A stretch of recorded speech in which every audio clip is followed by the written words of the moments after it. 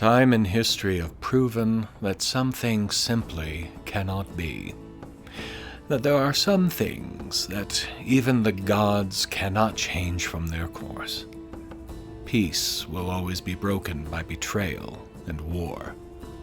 Good and evil will always face off in ways both subtle and spectacular. Men and women will fight against their fates and will always fail to change it. And we would never be together. That was simply the way the world was going to be, and nothing existed that could possibly alter and change this simple and basic truth. I knew this. I knew that our fate was already written, that there was nothing we mere mortals could do about it. Not that I wasn't going to try, of course. That's another of those basic truths. Mortals will fight, even when they know they can't win. This is even more true when the mortal in question is an evil overlord.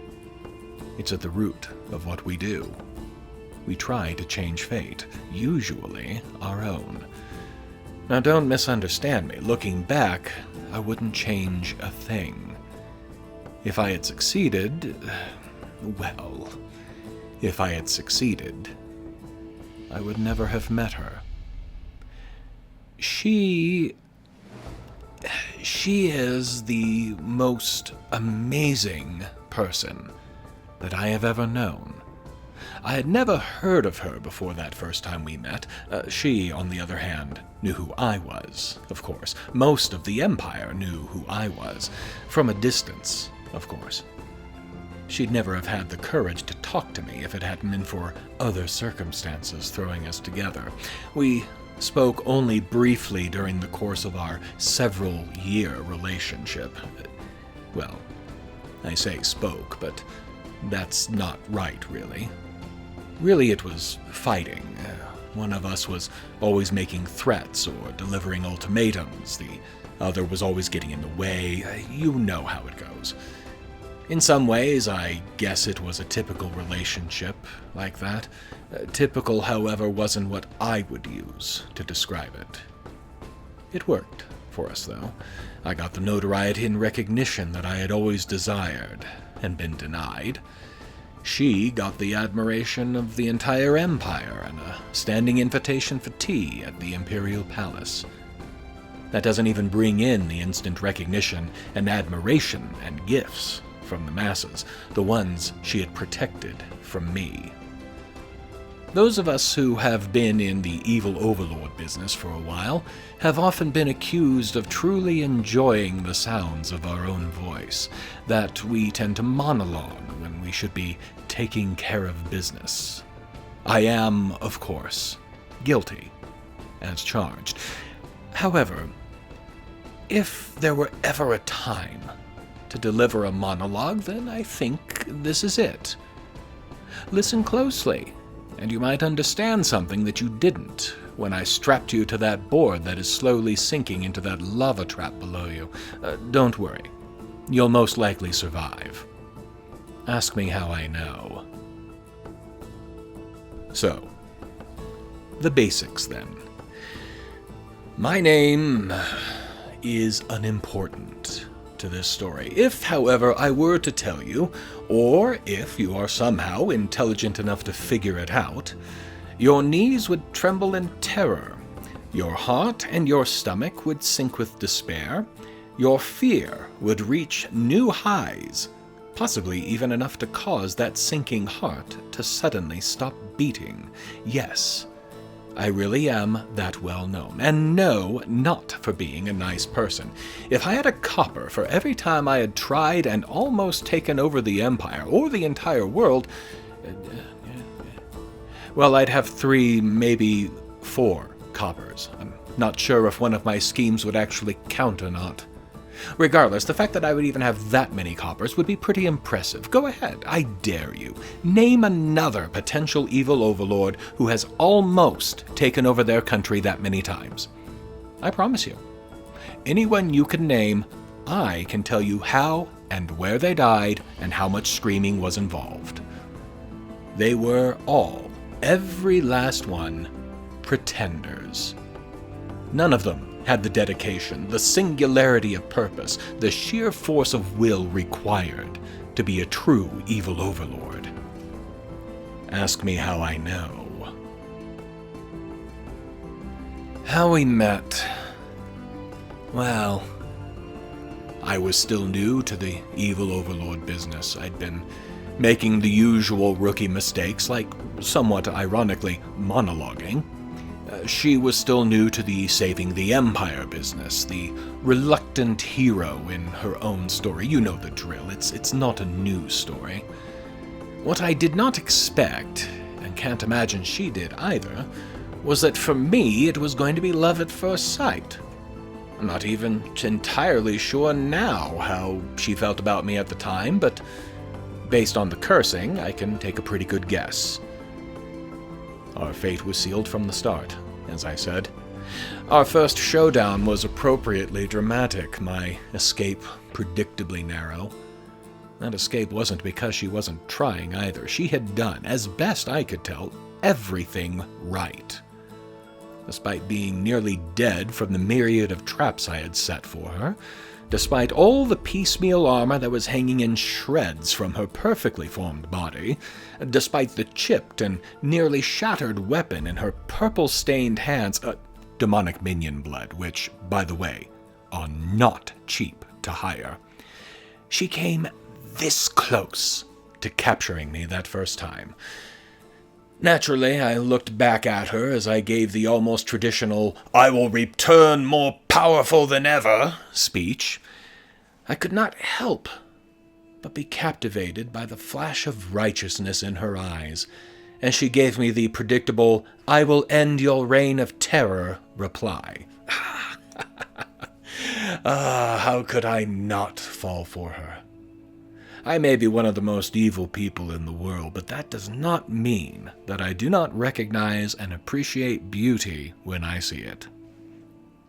They tell me that you never forget your first time, and this one was amazing. It was also, truth be told, really almost the last and only time. The escape had been pretty narrow, of course, and I was really depressed about the whole episode and its aftermath. Forget for a moment that the whole scheme had almost worked and then fallen apart over some trifling detail I'd trusted to an inept lieutenant. Never mind that I had been seriously wounded during the showdown and escape. No evil overlord worth their demonic minions would take those seriously. They were setbacks, nothing more. Those I could learn from, and I would come back smarter and stronger, just as I had announced. The question was a far bigger one. Should I even try? Did I really want to take the risk? When, if, I rose up again, it was almost inevitable that the Empire would chase her down, ask her to come after me again. After all, she had beaten me before, so she should be able to do it again, right? If they did, and if she agreed, then I would run the very real and very serious risk of her death or serious injury. Not from my own direct action, of course, but because of overzealous minions, trying to earn my favor by doing it themselves. Even if I were to assemble every last one of my evil and demonic forces and explain to them in great and exacting detail that I wanted her alive, so that I could force her to be my evil bride in some kind of twisted mind control scheme, these same minions would be somehow convinced that, no, I really wanted her dead. I could brag openly and even send out invitations of the ultimate dark wedding, featuring her bright and smiling countenance, and they would somehow get the impression that the only way she was allowed to attend was in a casket. Minions are total and complete morons. Ask me how I know. All of that aside, though, I didn't really want to force her into anything. The rest of the morons in the world, sure, absolutely, especially the people of the Empire. idiots. If you took their combined intelligence and then multiplied it by 100, they might have enough smarts to lace up their boots. They needed me to take over and show them how to do things right. They just didn't know it. Not her, though. She was perfect as she was, a true equal. She usually knew what she wanted, how to get it, and would allow no one to stand in her way without serious risk of bodily injury. Why would I want to change that kind of fierce determination? It was an echo of my own. Though admittedly, she'd seemed to get what she wanted far more than I ever had. It was this realization, this moment, that I finally realized what my purpose really was. The whole evil overlord thing was a means to an end, my own ends, admittedly, that hadn't worked out at all. It had, however, worked out extremely well for her. So I, obviously, wasn't the hero in this story. I was the supporting role in her epic tale. I, and I alone, could ensure that she would be an icon. The person that every single tiny child in the Empire, nay, in the world, could look up to and want to emulate. My actions, no one else's, could ensure that every adult, every adventurous teenager knew her name and could envy her success. She could be, in everyone's mind, a true paragon of virtue. It would not even be a lie. It was the absolute, God's-given truth. Ask me how I know. I didn't launch into it right away, of course. I lurked around for a few months, allowed random sightings of me to stir the rumor mill. I started a random rebellion or two just to keep my hand in. Mostly, though, I was working on dusting up and polishing up my old Plan B. I gathered new lieutenants who were now required to pass an intelligence test. I called together legions of new minions, who were still morons, but what can an even overlord do? My greatest fortress, the ancient volcano lair, was a literal smoking ruin. And in fact, it may still be erupting now that I think about it. So instead, I had to dredge up my second choice of secret base. Literally, it took months to get the legendary undersea fortress up to the surface, and months more to make it livable again. The more cold-blooded of my minions, like actually cold-blooded, literally, not the heartless kind, I like those ones, they complained about the chill in the lair a few times too often and had to be retrained. The demons I summoned up were constantly whining about how bone-chilling cold was not a part of their contracts. Some of the newer and smarter lieutenants turned out to be not so intelligent after all when they rebelled against me. The setbacks were enormous. But I knew, in the end, it would all be worth it. I kept reviewing my plans, refining and revising them, making absolutely certain that there were several not quite obvious, but very vital and exploitable flaws in them.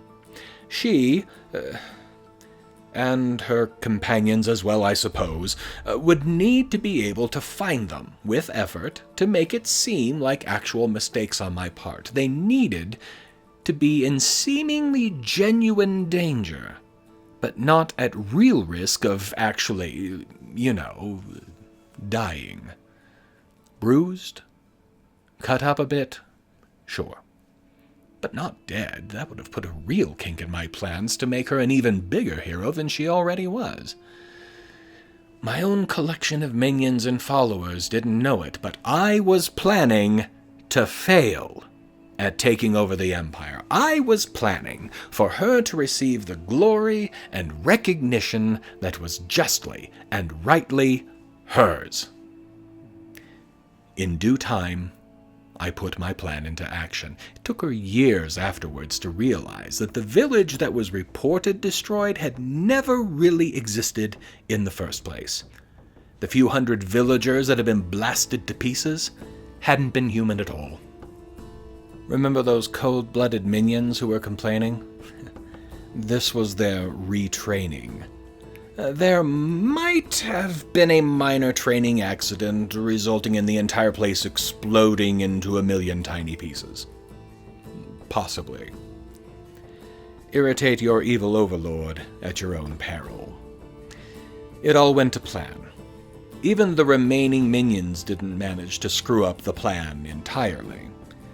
She eventually showed up, we had the showdown, and I slinked off to nurse my wounds. She was praised and celebrated throughout the Empire. I had never felt so close to her. I still knew, though, that we could never be together. No, our worlds, our outlooks, were so totally different. She would see a spider and, after shrieking in a pretty way, would spend the next 30 minutes containing it and then releasing it into the wilds. I would see a spider and wonder how hard it would be to grow it to gigantic proportions and unleash it upon the unsuspecting world in the ultimate arachnid apocalypse. Actually, that would have been an amazing plan if I had thought of it back then. Just the thought of... No, wait. Focus. This is not about me. This is about her. For the next several years, we only ran into each other at minor social events. I would show up and poison the punch at parties, make a few idle threats, and vanish into thin air. She would bring a few friends and drop in unannounced at my minion training camps for an impromptu theory-to-practice exam for my current trainees, which they usually failed at. Fortunately, I no longer had death payment clauses in my minion contract, so we still managed to cover expenses. I also spent a number of weeks on multiple occasions chasing off potential poachers. They were simply just not good enough for her, and if I couldn't have her affections myself, there was no way I was going to let her settle for some blonde-headed, blue-eyed farm boy-turned-hero who thought his untrained skill with telekinetic powers was going to make him somehow important. Or the muscle-bound morons, or the... well, really, anyone at all. Honestly, I think she knew that they weren't her type, but I wasn't going to let her make those mistakes. Not when I could help her out. Not that I ever, not for one moment, let her know that I was behind any of that, of course. Oh, if she had known, it would have made her absolutely furious. It still amazes me to think that the only thing that would make her more angry than me trying to rule the world would be finding out that I had been interfering in her personal life. I had to be very careful. I wanted them to survive, after all. I didn't have a chance in the hells at her love. But I didn't want one of those potential partners to get killed, have it be blamed on me, and then have her coming at me with revenge on her mind. True darkness lies in that direction. Ask me how I know. Where was I? Oh, right. The third meeting. I decided that things were getting a little stale in our relationship. It needed something new, something to change the dynamic. Our interactions were getting positively formulaic by that point. Ho-hum, another plot foiled. Curse you, do-gooder, blah, blah, blah. Any relationship, even one as odd as ours, can get stagnant if you don't change things up. Let them know just how much you really care about them. I knew that if I didn't spice things up a bit, I'd lose her interest and I'd never see her again. Yes, I'd likely be less injured as well, but some things are just worth the cost of admission. Again, I started planning. This, I knew, was going to be the last time I would see her, and I wanted it to be something truly special. I was going to make myself into not just one of, but the greatest threat the world had ever seen. Because of course I bumped it up to world domination. Haven't you been paying attention? The Empire was small potatoes by this point. She'd saved it twice already. She needed a new audience.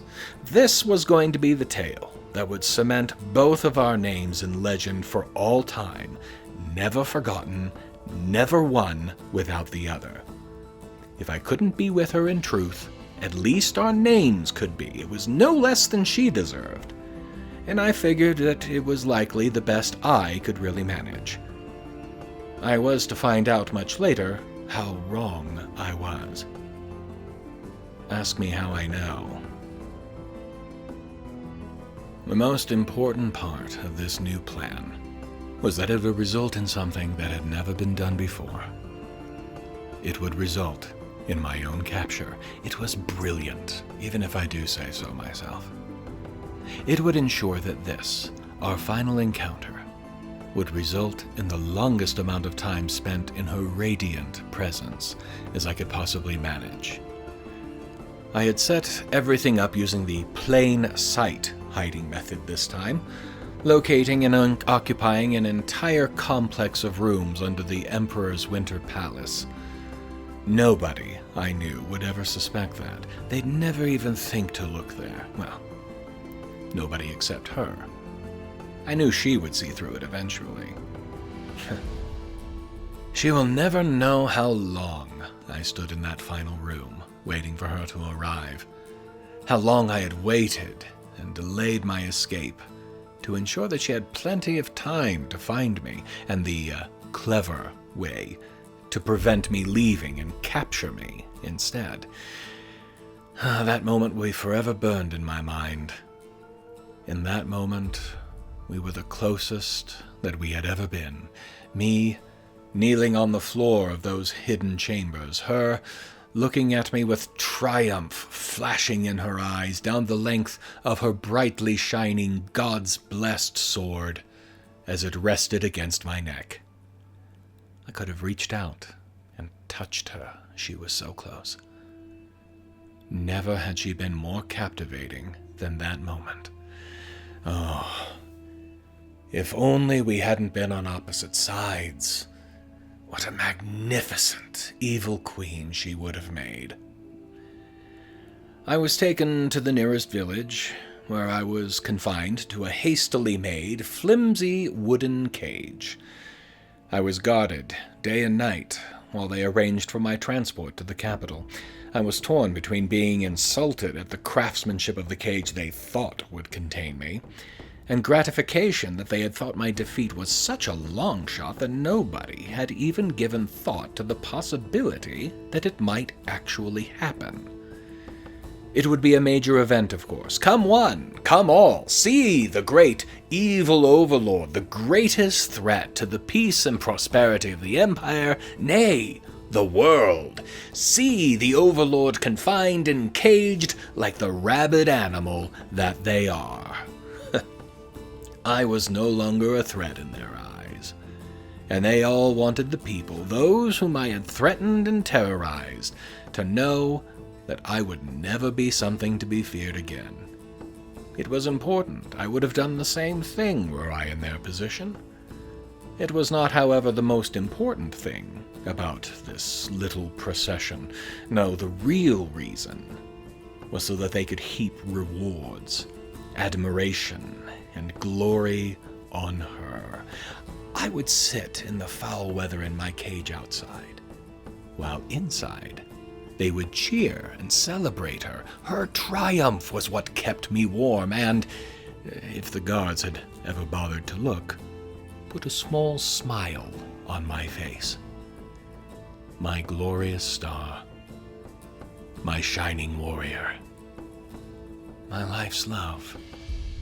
I had done all of it for her, and she would never know it. The procession marched on. Villages became towns, towns became cities. What started as rotten fruit and catcalls turned to thrown rocks and death threats. Actually, that reminds me, and please, I would love to have the answer to this question. Where did the citizens get all of those rotten tomatoes from? They can't even grow tomatoes in that part of the Empire. Hells, until a year ago, they still all thought they were poisonous. Sorry. I digress. Crowds were growing in every new city we passed through, to the point where the number of guards they had to keep stationed near me to keep me safe from the potential rampaging mobs was getting very sizable. Not that most of the guards would have even tried to stop such an event. Most believed, rightly, that I more or less deserved it if it had happened. There were enough guards who felt that, in one guard's not-so-eloquent wording, if I was going to die, that it should be all law-like and proper that these mobs never appeared, however. Pity. It would have made for an interesting show of power. The guards hurting their own citizens, while I subtly cast a few spells here and there to push them back. I would never be in danger, but it would sure look like I was. Would have added to my own legend a bit there at the end. Instead, I merely had to endure those unending rotten tomatoes. Oh, and being spat on, bruised, and otherwise reviled. On the outside, I growled and was generally menacing, though I never once actually said a word. On the inside, though... On the inside, I was smiling. The smaller I was made to look, the bigger she seemed. Better, brighter, more amazing. Even with all the compliments I knew were being heaped on her, I also knew they would never know just how truly glorious she really was. Then again, that might have been my own prejudices showing through. What some people might call my rose-colored glasses. I'm pretty sure it isn't, though. Ask me how I know. Finally, after 2 short months of travel, not nearly long enough in my own opinion, we finally arrived at the imperial capital. The guards' numbers had grown to a full division of the army by this point, but though the numbers grew, their intelligence had not. Never once, that I heard, admittedly, did they ever ask themselves a simple question. Why had I never tried to escape? I admit, this I did find quite insulting. I was a master mage, able to call meteors down from the vast void of the heavens above to crush entire armies with a thought, and they didn't think I could remove the chains from my wrists and ankles with that same thought. I could remove their breath with the wave of a hand, crush them all like I would an insect. And they didn't think that I couldn't walk out of this cage without effort? I swallowed my pride, though. I knew that I could do all of that, and so much more. And that was enough for me. This wasn't about me, not really. I could suffer this insult for her. She was worth it all. The final march to the Grand Palace began. Thousands, perhaps tens of thousands of citizens, travelers, and children thronged the streets, each there to see the final end of the greatest evil of our time. They were there to cheer, to jeer, and, if they were close enough, to spit on me. More. They were there to cast their final defiance into my teeth from the relative safety of the near numberless crowds. Another aside here, if I may. I have always found that last to be absolutely hilarious. If I had actually left my cage, if I had walked straight up to any of those men or women who were hurling hate and tomatoes at me, had challenged any of them to make good on the threats they were hurling at me from the crowd, well, the local tailor would have made his fortune on the new pairs of trousers that they would be commissioned to make in the wake of such an event. None of it, however, mattered to me. I remained in my cage, on my knees. My eyes were forward, not toward the palace, as many would believe, but watching her on her horse, her face one of discomfort with the attention on her, but still trying to smile for these fair-weather friends that surrounded us. I was calm. I was serene. I was at peace. For her. All for her. That is, until the event happened. The people who were in attendance that day think of the event as one of the most terrifying things that they have ever seen or heard of. I thought it was almost comical how the whole thing fell out. Perspective, I suppose. You see, I may be one of the most feared of the evil overlords, one with a lot of experience and an eye for detail that sets me apart from the others, one of the best, or worst, who have ever held the position, but I was not by any means the only evil overlord in the world. In between my own schemes and devious plans and machinations, there were others who were trying their own hand at the whole world domination bit. They are, all of them, pretenders and wannabes. Now, I will admit that with a bit of training, some self-discipline, a little more of a work ethic, some of them wouldn't have been half bad. Some were good enough that, if my own plans and schemes had been serious, I might have tried to recruit them for my own ends. But thinking on it more, that would have been a terrible idea, though. They'd have tried to overthrow me, and putting down infantile tantrums takes time away from the important things in an evil scheme. The rebellion would have been pretty predictable, really. Yeah. Just as well I didn't try, I suppose. Sorry. Off topic again. On this day, the event, one such pretender decided to make her presence known. She had decided that today, the day of my love's greatest triumph, was the perfect moment to announce her presence to the world, to crush me as the weak and feeble has-been she believed I had become, to strike fear into the populace at large, and so on and so forth. Really, not a horrible plan. She made a serious tactical error or two, but really not all that bad for a first-timer. The biggest error she made, though, was her announcement that she was going to crush the feeble and insignificant woman who had managed to capture me under her high-heeled, thigh-high black boots. Seriously, this whole trend of evil mistresses showing up in dominatrix seductress gear is very overrated and very overdone. Honestly, if these women were really into that kind of thing, I can promise there are entire armies of men out there who would almost literally die to give that experience to her in pretty much any city in the world. They'd even pay for the experience of being tortured. Now, most of the mistresses who take up that look are really just looking for attention. Any attention. And think that it's the quickest and easiest way to power. Ask me how I know. I almost rolled my eyes at how overblown she made the whole event. I had to pinch myself to keep from laughing. It would have ruined the mood.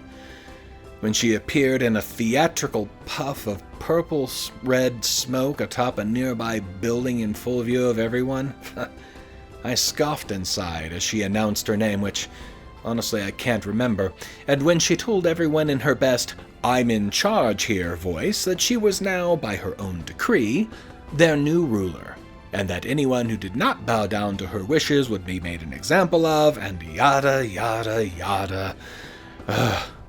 In most ways, it was the traditional first-timer script. We don't have a school for this, but I swear that if we did, this would be in the Domination 101 class as a baseline script.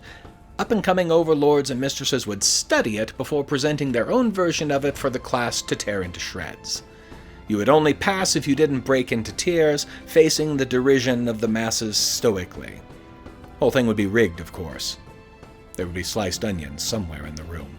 Now, to be fair, I suppose that the speech wasn't too badly delivered. A little predictable, of course. And at first, she had some problems commanding the attention of her audience.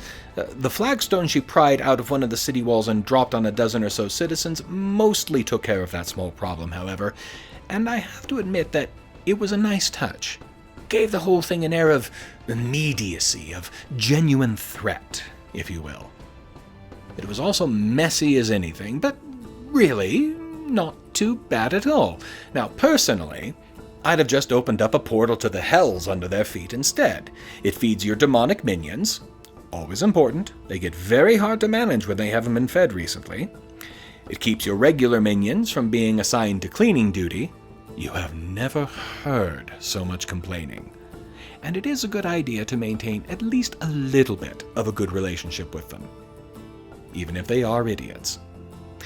And it is a lot more impressive to the rank-and-file citizenry. They get a great deal more afraid of something they can't begin to explain or understand. Really, everyone's just happier with that solution. Well, except for the people who went through the portal, I suppose. This, however, was when this new mistress made her major tactical error. Well, two of them, but the first led to the second, so really it was just one mistake. With one novice error, she broke two of the major rules that an overlord or mistress has to follow. Yes, we have rules too. If you are going to make a name for yourself, you cannot afford to ignore these rules. Now, it is a given that if you are going to rise to power and rule over the insignificant insects of the world, you are going to have some kind of nemesis, someone who is going to challenge you and try to defeat you. If you are lucky, this nemesis will have some kind of flaw you can exploit, some way to make them suffer, a way to keep things between you balanced. If you can't, you're going to get overwhelmed pretty quickly, and nobody will ever know that you existed. The world marches on, so a smart overlord will pick their nemesis with care. No, I didn't pick her. I had some muscle-bound moron lined up, but he got himself killed cheating at cards.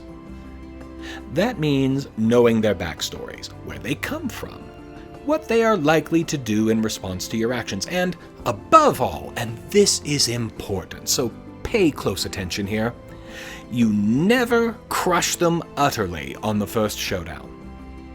Kill them, and you have to start all over again.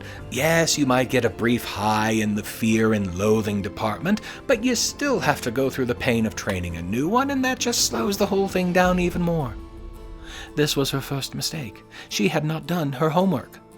The second mistake was, as I said, born of the first one. You see, you never, ever poach the nemesis of another overlord, including, perhaps especially, mine.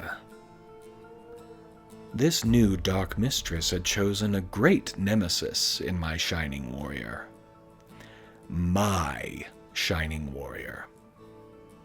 The Dark Mistress had announced that she was going to kill my love. Pretty standard, of course. But when she started calling up the chaotic energies to strike at her, it took only a moment to realize this was going to be a serious attempt. That I could not allow. The bolt of green chaos energy that this wannabe unleashed was not, strictly speaking, too bad. There wasn't a whole lot of power or skill behind it, but it was certainly more than any local mage who happened to be in the crowd could have stopped without the proper knowledge and training.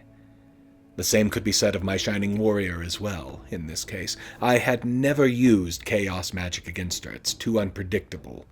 Too much of a risk of really injuring her badly, so she would have had zero chance to repel, dispel, or otherwise deal with those incoming energies. Me, though? For me, it was trivial. Pathetic, really. The upstart unleashed the bolt of energy, and at my whim, that bolt of green lightning froze in mid-air, unmoving. For what may be the first and only time since the imperial capital's founding, centuries of long and venerable history, the city streets fell into total and complete silence. Even the fountains in the central plazas seemed afraid to let their musical cascades echo. The citizens were frozen in terror. My Shining Warrior had braced herself for an impact that she suspected she wouldn't have survived. The Dark Mistress was staring at the chaos lightning she had unleashed in shock and surprise. Nobody moved. Apart from the mistress, they were too afraid of drawing attention to themselves. After a moment, certain that the bolt would be going nowhere, trivial does not mean you don't check your work to be certain after all, I drew every eye as I slowly and deliberately stood up in my cage. The chains still attached to my wrists and ankles rattled loudly enough that those who hadn't been looking in my direction had their attention drawn like moths to flame. I stared up through the steel bars. They had been upgraded a week or so before we arrived here, at this hack, and shook my head in disappointment, the way a parent might at an errant child. A thought, and the chains and restraints fell from me and landed in a noisy clatter on the floor of the cage. A small wave of my hand, and the lock fell away from the cage door, unlatched, and the door blown back on its hinges. The noise was unnaturally loud in that silence that now held the city. I could feel the fear of the people as they realized that they had not one, but two evil overlords in their city, and the more dangerous one was now free. The sound of my footsteps as I walked unhurried and calmly through that now open door and took a position on the front end of the cart echoed far more loudly than one would think that they should. And each echo seemed to hold some ominous portent. I stared up at the upstart, and our gazes locked. She flinched only moments later, and of course she did. For all her words about how weak I had obviously become, how pathetic I was to have been caught by these fleas, she knew the true measure of my power and skill. In her defense, she made a credible attempt at backtracking some of her words. She tried to imply that all of this had been a show, that she had engineered my escape with her own powers, tried to snivel and whine her way into my good graces. During the 2-month trip to the capital, I had never once spoken a single word to any guard, any citizen who had cursed me, any child who had dared to throw a pebble at my cage. I had not even dropped an ominous-sounding at that glorious woman for whom I had arranged all of this. At first, I maintained that silence as I held up a hand. It was an open hand at first, but after I had her attention, I slowly closed all but my index finger into a fist, and then waggled that remaining finger, as though admonishing a child, shaking my head sadly at the same time. Her stammering words fell into a silence as complete as the people's. Then I spoke. My words rolled with power through the city, and I was told later on, through several other cities in the nearby countryside. All of them heard me, as I clearly and slowly spoke only a single phrase. "It is rude," I told that painted strumpet in her overly tight clothing, using a voice I had thought was calm and reasonable, but that, in retrospect, might have been something more approaching the noise of an oncoming tornado, "to rain on someone else's parade." Those portals to the hells that I mentioned earlier? Suffice it to say that the demons got a fine meal that day. Wasn't even a contest. The pretender was dead and gone before she'd realized just how much danger she was truly in. Simplicity itself. The silence of the city got, somehow, even quieter. They had all witnessed the ease with which I had just cast off all of my shackles, the casual escape I had made from my cage, and the brutal swiftness with which I had saved them? The greatest evil of all time had just saved the imperial capital from evil? Had dealt with this unexpected threat with less apparent effort than if I had been swatting a fly. To be fair, if you've ever tried swatting a fly, you know how much effort it can take. Far more, perhaps, than it's actually worth, but you get what I'm saying here. Now, understandably, they were now in absolute terror, the peak of fear, and the one question on all of their minds was, what would I do next? I was free, and I was obviously as powerful, maybe even somehow more powerful, than I had ever been before. I turned slowly, meeting terror-filled eyes one by one. Oh, the tailors were going to be making coin hand over fist this month, and the dressmakers wouldn't be far behind. In stunned silence, they watched as I stepped back to the cage entrance, ducked back into it, and closed the cage door. The click of the lock's hasp as I relocked the door echoed off the building walls. They saw me, disbelieving, lift the cuffs to my ankles and wrists, putting the chains and restraints back on myself. With complete lack of understanding, they saw me kneel back onto the floor of the rude, dirty enclosure they had created for me. Once again, calm and serene, as I had been since my capture. We were, I believe, celebrating my capture, I said quietly. For real, this time. The only one close enough to hear me was the stunning creature for whom I had given up all of my aspirations of power, all my desire for dominion to support.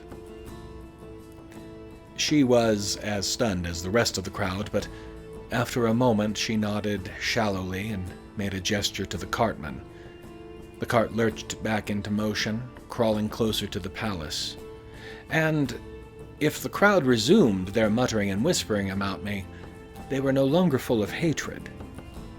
They were now full of confusion. When I was brought before the Emperor with, it should be added, the entire division of guards, plus the Emperor's own legion, plus a third division now in attendance on me, he had, of course, already heard about the events that had played out in the streets. A smart man, the Emperor. He asked questions that nobody had ever thought to ask about me, questions that nobody had ever dared to ask about me, truth be told. He made a decision that day, one that defied reason, defied logic, defied fate.